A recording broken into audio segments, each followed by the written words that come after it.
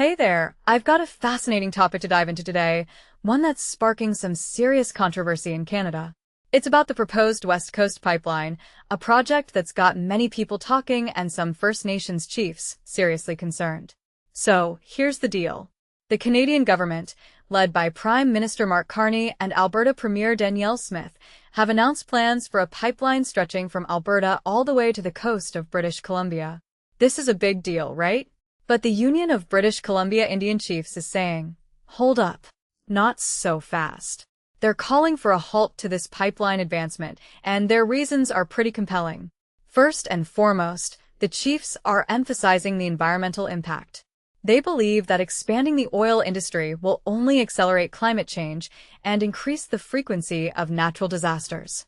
This is a crucial point because it's not just about the pipeline itself, but the broader implications for our planet.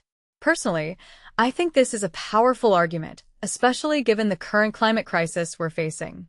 It's a reminder that every decision we make has environmental consequences. But there's another layer to this story. The chiefs also argue that the government has not engaged in meaningful consultation with the First Nations communities. They believe that the government has already made up its mind about the project and is merely going through the motions of consultation. This is a sensitive issue, as it touches on the rights and sovereignty of Indigenous peoples.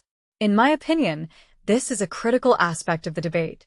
If the government is not consulting in good faith, it undermines the very principles of democracy and respect for Indigenous rights. What's even more concerning is the government's recent move to fast-track the pipeline. They're considering a national interest designation, which would allow them to bypass certain environmental laws. This is a red flag for many environmentalists and Indigenous groups. If you think about it, this could set a dangerous precedent for future projects. It's like the government is saying, we'll decide what's in the national interest, and we don't need to listen to everyone's concerns. Now, the government has stated that they're accepting public feedback, but is that enough? I think this raises a deeper question about the role of public consultation in decision-making. Are these processes truly effective, or are they just a formality?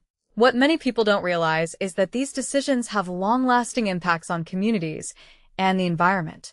It's not just about this pipeline. It's about the process and the power dynamics at play. One detail I find fascinating is the timing of the chief's statement. They chose the International Day of the world's Indigenous peoples to reaffirm their opposition.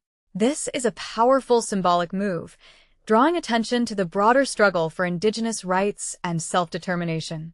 It's a reminder that these issues are not isolated incidents, but part of a larger, ongoing battle. In my view, this pipeline controversy is a microcosm of a much bigger debate about energy, the environment, and Indigenous rights. It's a complex issue that requires careful consideration and genuine dialogue. We should be asking ourselves, what kind of future do we want to build? One that prioritizes short-term economic gains or long-term sustainability and respect for all communities. So, there you have it. A seemingly straightforward pipeline proposal turns out to be a complex web of environmental, political, and social issues. I'd love to hear your thoughts on this. Do you think the pipeline should go ahead? Or do you agree with the First Nations chiefs' concerns?